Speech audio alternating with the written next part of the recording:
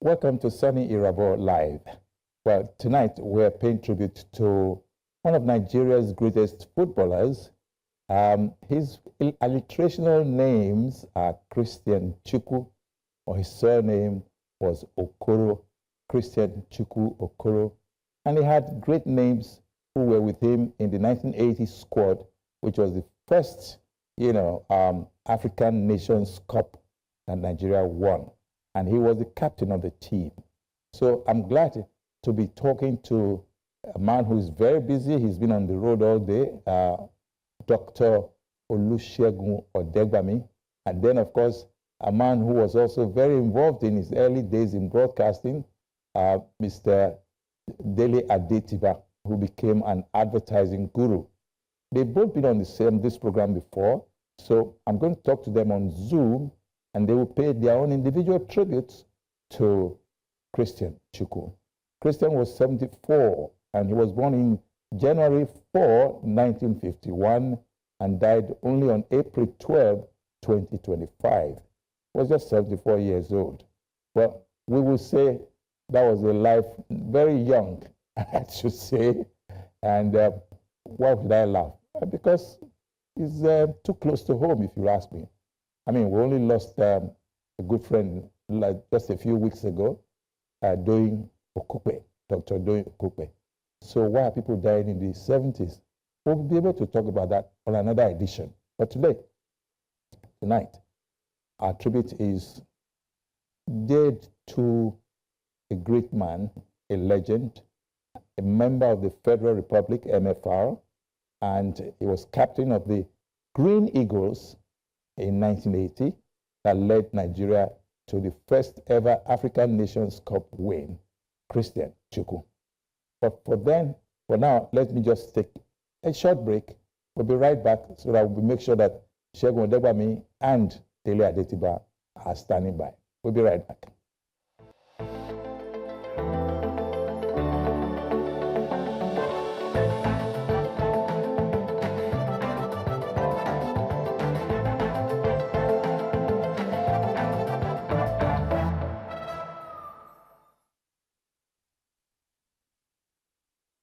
I'm glad to have the two of them with me on Zoom link.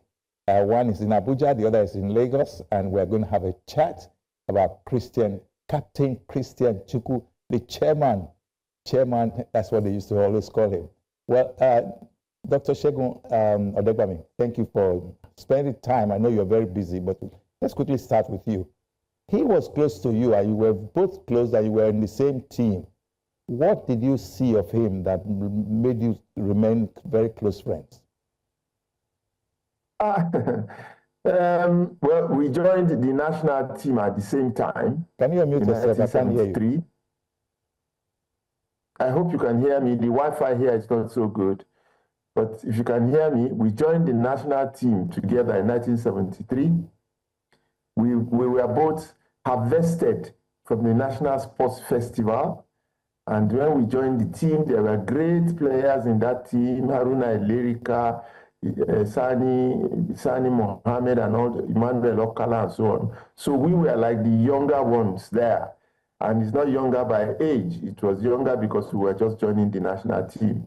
And we exited at almost the same time. So for 6 years, we were really very, very close. And the rivalry between Rangers and Shooting Stars, and the fact that we were together in camp most of those days, just made it inevitable that we were going to be very, very close friends.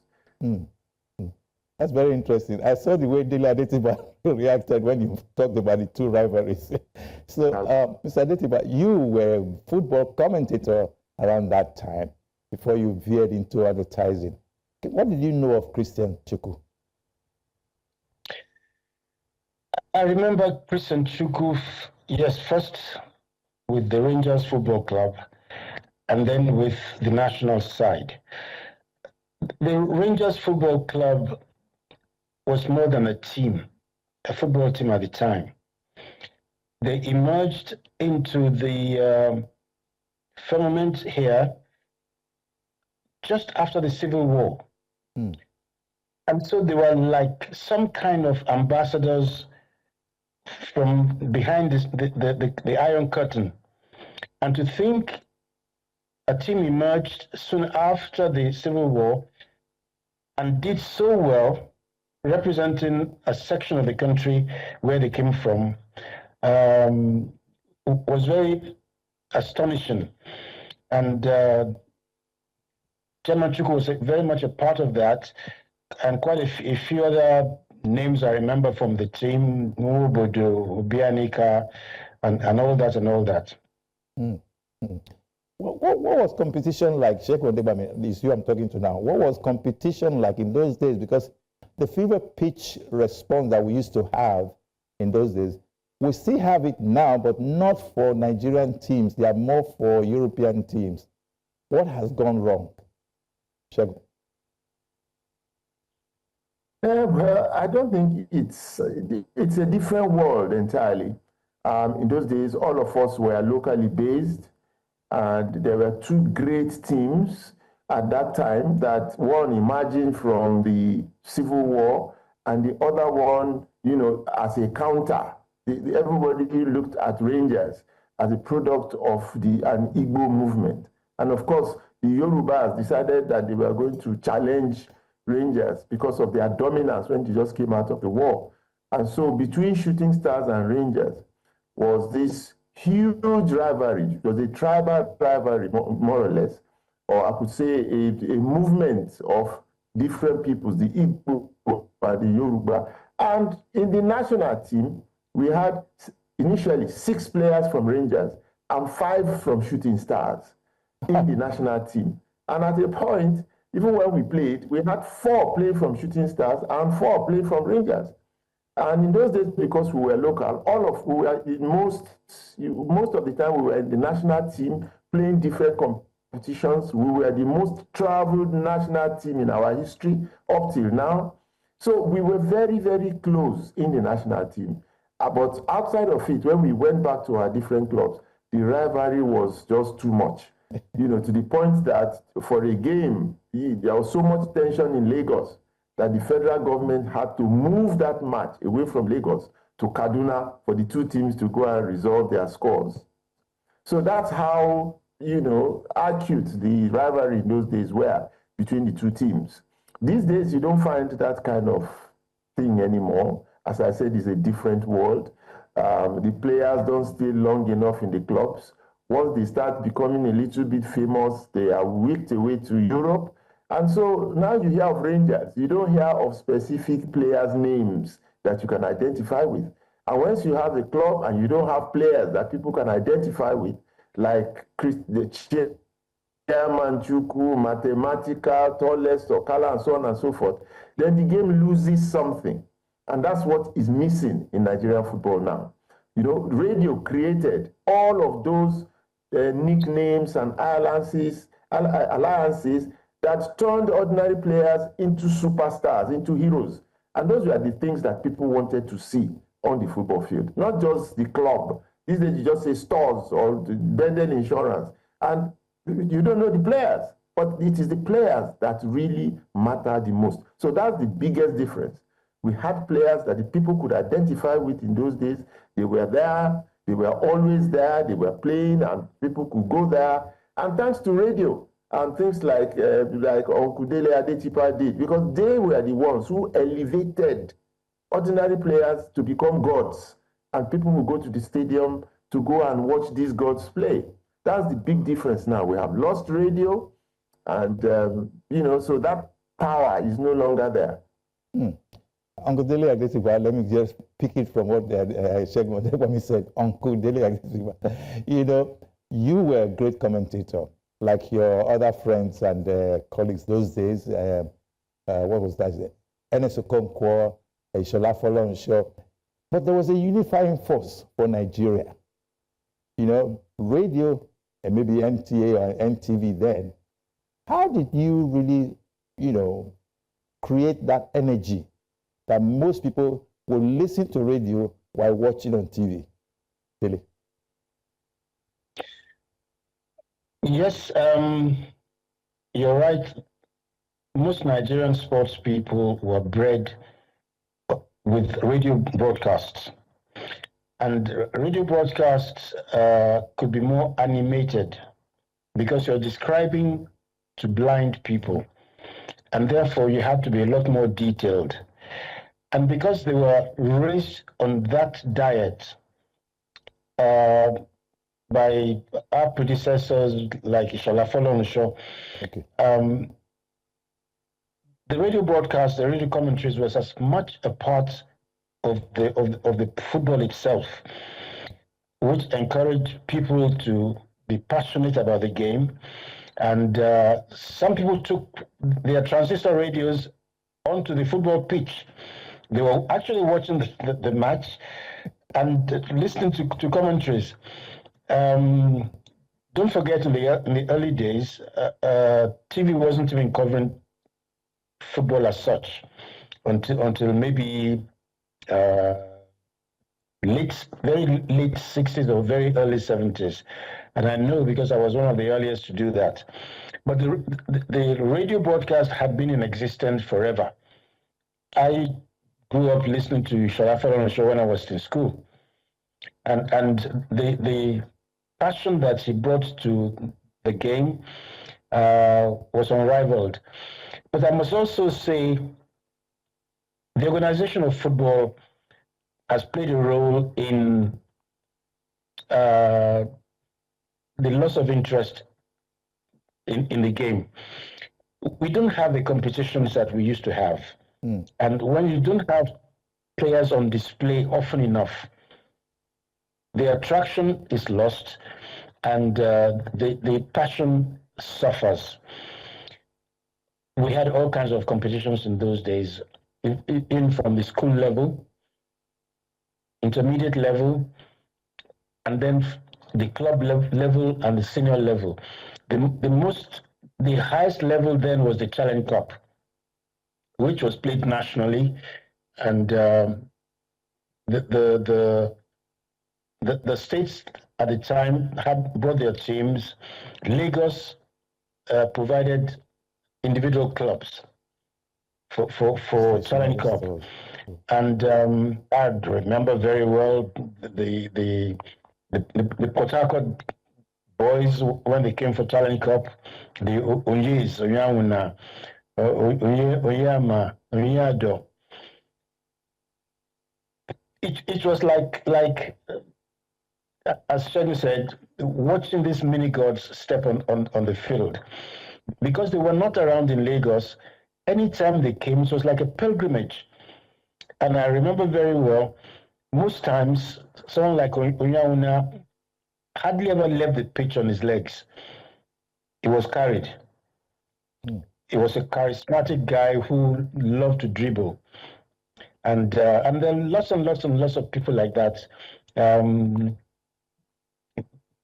one Shola used to call the Rock of Gibraltar. Yes, there were nicknames then. You know, Shotayo of USA was German medicine. There was VC10 Ekunwe. Yes, lots and lots of nicknames which helped to elevate the sport, and fans had their favorites, and there was so much attachment to clubs, dedication to the clubs, almost on the level of being cult-like. Okay, now Segun, you and Christian were great friends, and your nickname, if I may, take from what Uncle Dele just said, your nickname was Mathematical Odegbami, and he was chairman. Beyond those nicknames, what brought the both of you together, you and Christian Chukwu?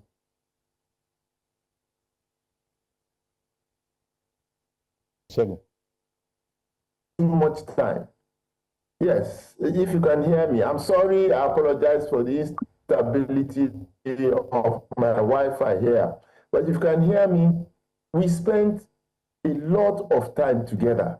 As I said, we were both local, we were both in the national team together with some others too. The relationship is not just between Chukwu and I, it is between Chukwu and I, and Emmanuel Okala, and Tunde Bamidele, and the Aloysius Atwebe. We were all very, very close because we spent a lot of time together. We were in camp all the time, and every time you went to camp, of course, it was it was like being in the military. You woke up at the same time, you went to eat at the same time, you wore the same clothes, you went, you did everything together. And we were doing this for years, almost continuously. We would take time off to go to our clubs, and then we would come back again. Even when we went to our clubs, we would still be playing against one another.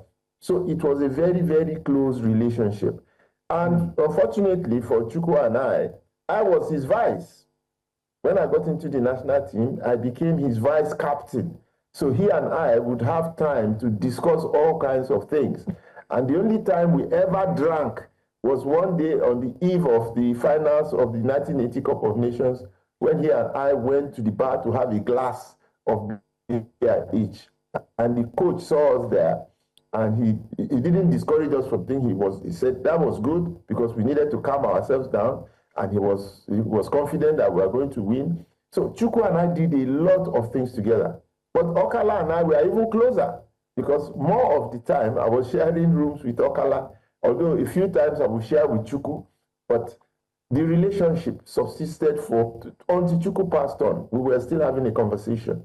When I was even going to contest for governorship of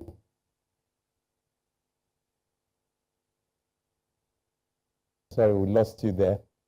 Ogun State, around Ogun State, he was personally speaking with all of them, to tell them about who I was, what my relationship was, and so on and so forth. So we have been like that, very, very close, because we spent too much time together. And that's a very interesting one. And looking at you, I mean, you're just a year younger, maybe, than Christian Chukwu. So it's not that the age is 2 years. 2 years younger, okay. But you look fit. That means you've maintained, a kind of ritual that made you conscious of taking exercises. Yeah? But I heard he had a problem. Well, Yes. I am lucky.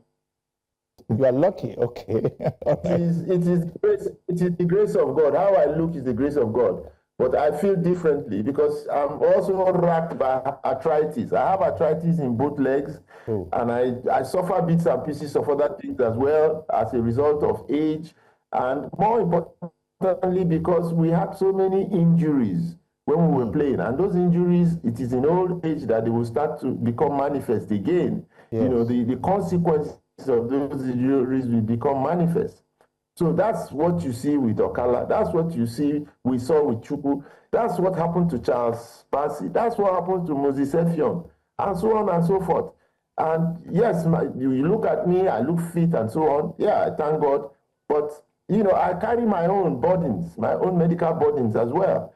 So with old age, you cannot escape those things. You just mentioned Charles Bassey, who also just passed.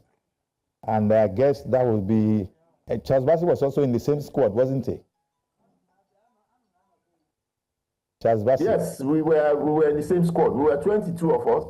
Charles Bassey was one of us, as was Moses Effiong, who died less than 3 months ago, and others, so many others. 8, I think, 7 or 8 passed on now out of a group of 22. Wow, that's a bit huge of a number. Well, I mean, I should say, may their souls rest in peace. Well, but you have remained relentlessly tireless. You're always on the road.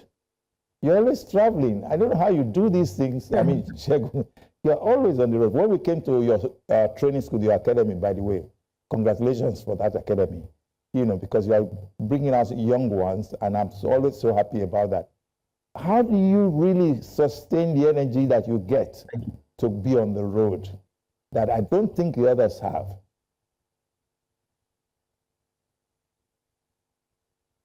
It is survival. I'm struggling to survive.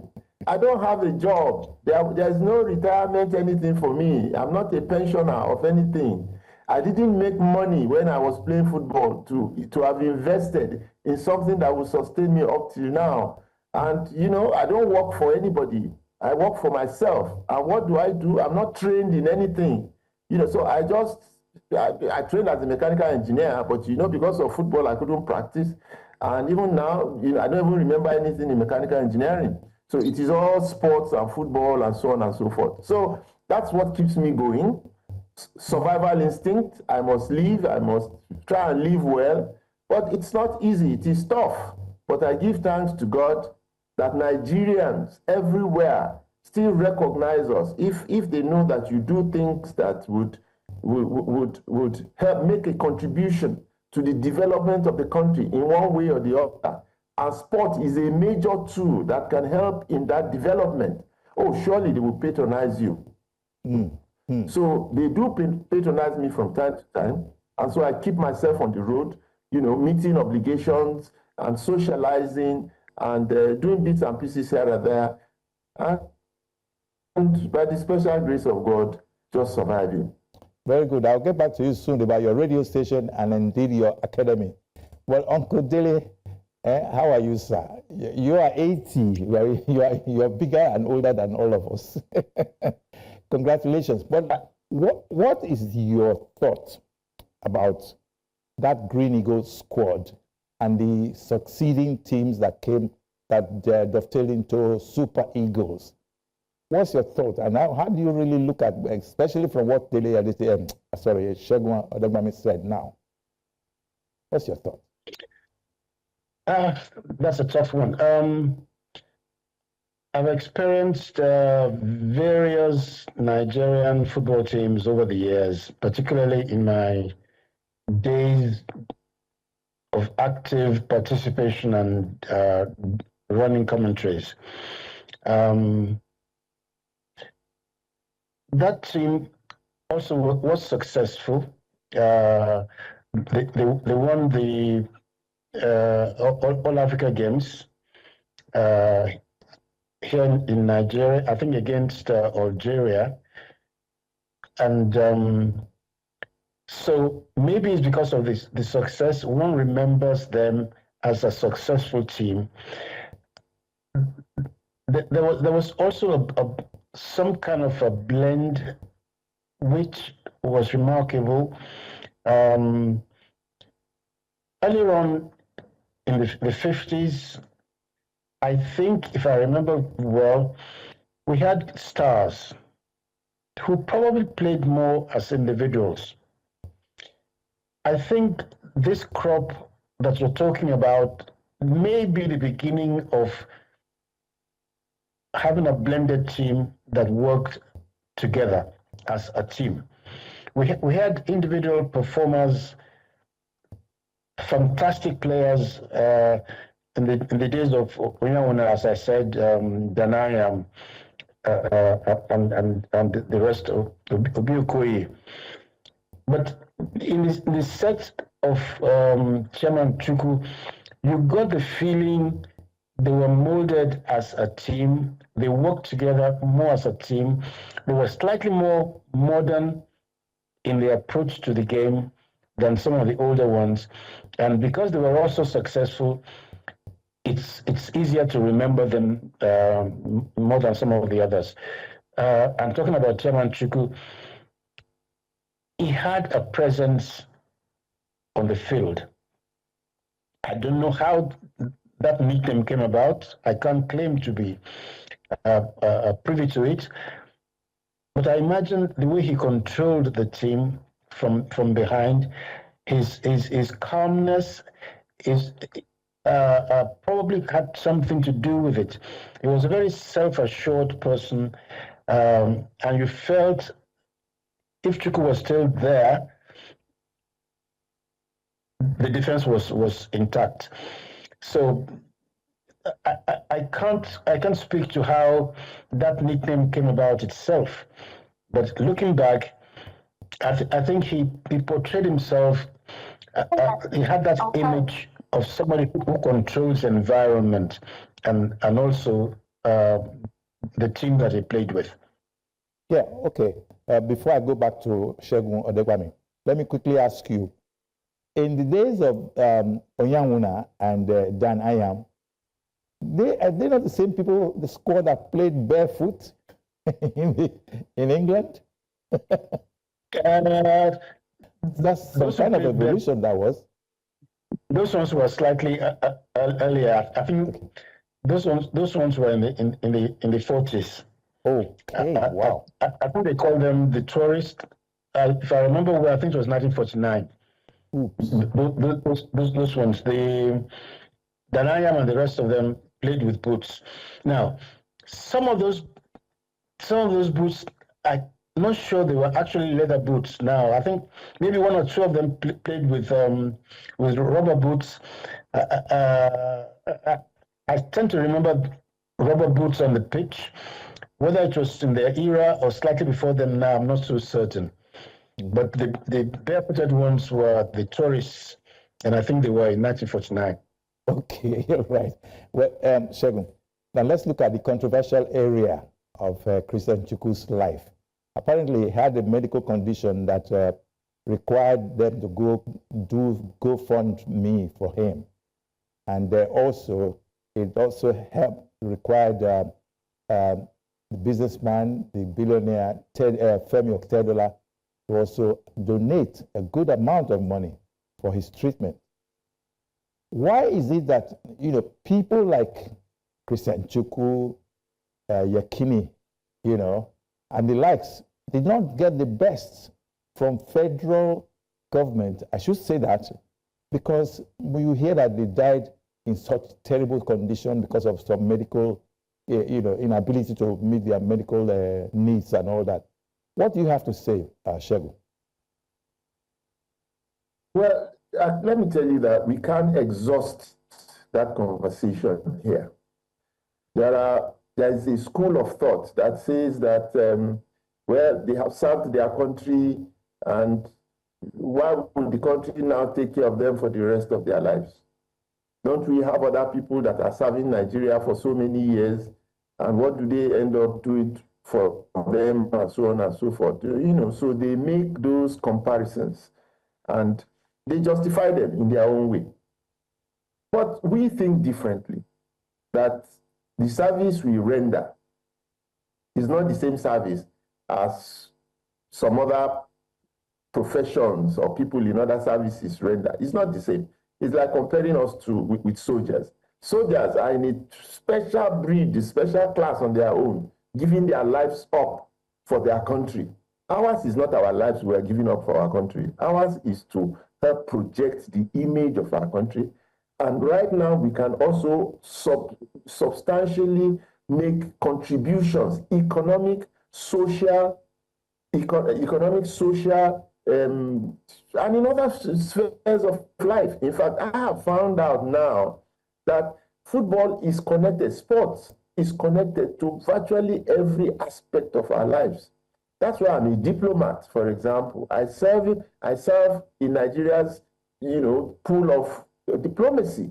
I am the head of the sports diplomacy unit of the Nigerian Institute of International Affairs. That is not playing on the football field. I run an academic program. I run a school, an institution for sports people in Nigeria. That is not, your regular school. It is more than that. I run a radio station. My radio station is a sports radio station. It does a little bit more than that. So we as sports people representing our country, we do a little bit more than the ordinary person in projecting the image of our country, in representing our country at the highest levels, at the global level, going to the Olympics. That is where over 200 countries are tuned in to see what individual countries, at least in each individual countries, will do. So it is not just your run-of-the-mill common thing that we do. And in the process of doing it, even right now, there's a data that says for you to be an Olympian or participating at that level, you have to commit 10,000 hours of your life before you can get to that level. 10,000 hours. How do you get 10,000 hours to contribute to your life? You give up so many things. That's why many do not go to school anymore. Once they embark on this journey of sports, it affects their schooling. It affects their getting professionally qualified for so many things. They dedicate their youth to this venture. 6 hours of your life every day takes a lot from you. And the older you get, then you start to see the manifestation of the consequences, which is what we are now living with the older we get. So there's a need for the country to do something for this category of persons. Bill Clinton came to Nigeria. The first person he asked for was Rashidi Yekini. That's how big a name you can have and help to project your country. Christian Chukwu was part of those who cemented, Nigeria after the Civil War, who healed the wounds, the injuries that Civil War created. They did it through sports, through football. So there's a lot that sports people, particularly footballers, contribute that are not just tangible. It's not as if you invest money and you get a profit.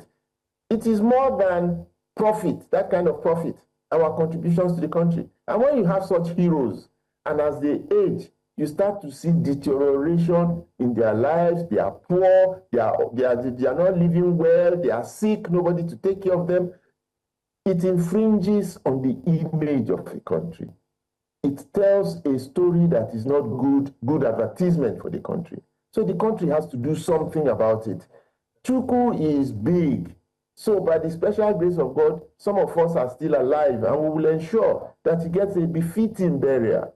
It is not the same with so many other people. On the same day, Charles Bassey passed on. How many people are talking about Charles Bassey? Moses Effiong died 3 months ago. How many people are talking about him?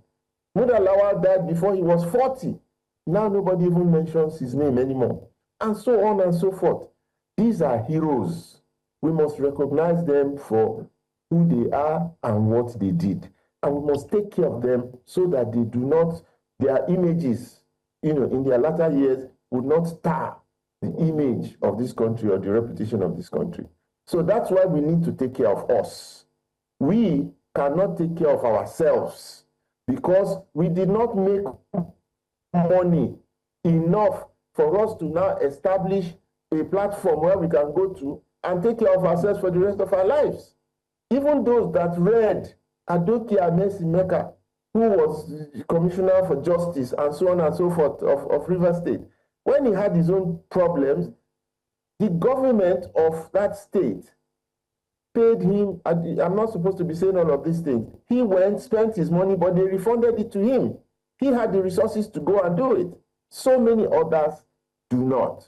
I recall Charles Bassey and his last days. He would call me and he would be begging, crying to say, please get people to help me. Get people to help me. I need money for drugs. I need money to go to the hospital. I don't have a job. But you see, we are now looking like beggars. Femi Otedola had to come in the case of Christian Chukwu. The governor Sanwo-Olu of Lagos State had to come in the case of Henry Wosu. The governor of Kwara State, the present governor of Kwara State, had to come in to support Peter Fregene, and so on and so forth. And this is all private appeals to people to come and help. We cannot continue like that. Goodwill gets exhausted. Me, I don't even know who to ask for favors anymore. Me too, I need help. I need help. I'm not getting help myself. People think I'm okay. I am not. I need help. So we need to institute something, to put something in place somehow. And I'm working seriously on doing that. And Nigerians will soon hear of it. To put something in place so that we will take care of ourselves. That's what we should have done a long time ago and not depend on government. And I just hope that when this comes out, Nigerians would rise up and support us so that it is not just our generation, it is for all generations, all sports. People that represent their country and have done well for the country should fit into that capsule so that when anything happens to them later in their lives, there's somewhere they can run to. There's a tower they can run to for help, and it will be there to help them. We are going to do that very, very soon. That's probably the biggest legacy I will leave for, when I'm gone. So that's what I'm embarking on, and I hope Nigerians will support it. Okay, on that very thought-provoking note, we will just take a short break, and then when we get back, we'll look at the whole essence of insurance for sports people and sports administration in Nigeria. It's been very scandalous, hasn't it? We'll be right back.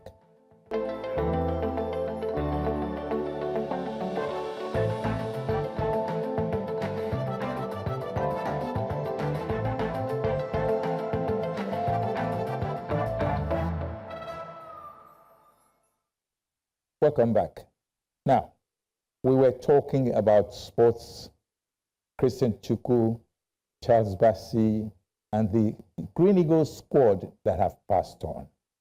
And we have two great names, Dr. Segun Odegbami, MFR, and of course, Mr. Dele Adetiba, Uncle Dele Adetiba, who is an elder statesman, who's been a broadcaster, sports commentator, and of course, an advertising guru. Well, Uncle Dele, I start with you, because I'm sure you noticed how emotional, Olusegun's last comments were. How do you see sports administration in Nigeria and insurance for sportsmen and women? Thank you. It's a difficult subject, and it's an emotional subject as well. But one has to be objective about it. I remember some years back, I was doing a series on sportsmen of yesteryears. And I had a few of them come to join me in the studio. Some, I was quite sad to welcome them because they had deteriorated. And you could tell they didn't have the best resources to take care of themselves. Now, there was a particular one, I won't mention the name now, but I remember he was playing for the national side. They called them the Red Devils then. And I remember getting onto the Oniko Stadium as early as like about 1 p.m. to be sure I could get a space in what we call the popular side. Otherwise, you won't even be able to get in the stadium, and waited in the sun for them to come out at 4:45. In other words, these people were big stars to everyone in their prime. I waited 4 hours to see this guy among some of his colleagues. To now see the guy walk into my studio a few decades after, wearing bathroom slippers and looking quite unkempt, was very disturbing for me. So I know what this is about. At the same time, one has to be very objective. How many areas of life are you going to have government pick up the bill for life? In many other countries, sports is a private enterprise. In other words, government doesn't even get involved.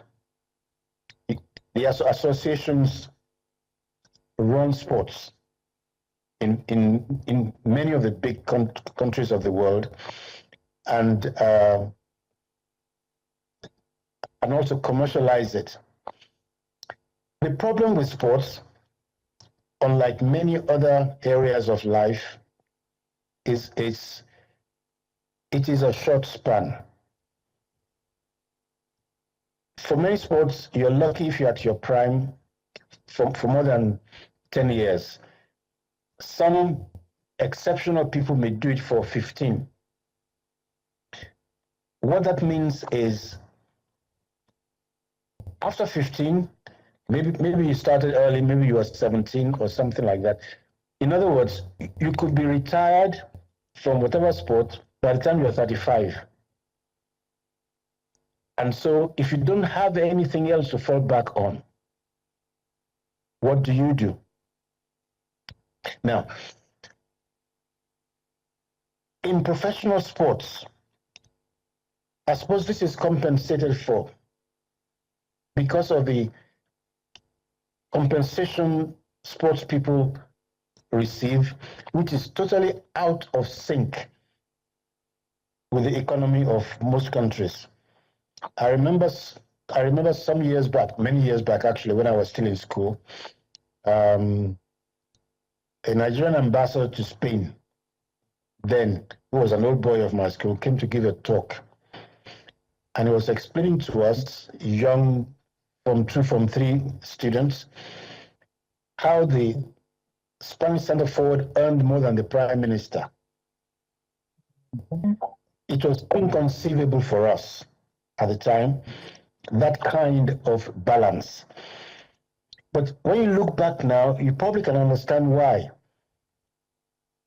People recognize the fact that sports people have a very, very short span. Very short span. And when that span is over, it's either you've stood up enough to take care of yourself for the rest of your life, or you might struggle. If you have enough, you could have invested. And this business of sports people get into difficulties after retiring, it's probably not peculiar to Nigeria. It's more so in Nigeria because professional sports is not nearly as developed. It's not nearly as developed. And therefore, during that short span of a sportsman's life, there isn't much to show for it. Now, you talk about insurance. Insurance, in terms of injury, is something. Insurance, in terms of looking after life after sports, is another thing. I think if some scheme can be developed along those lines, it will be fantastic.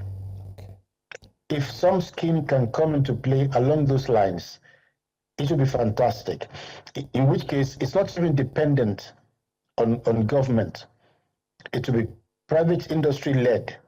It will be something that you feed into as soon as you step into the arena, preparing for the day that you're no longer at your best.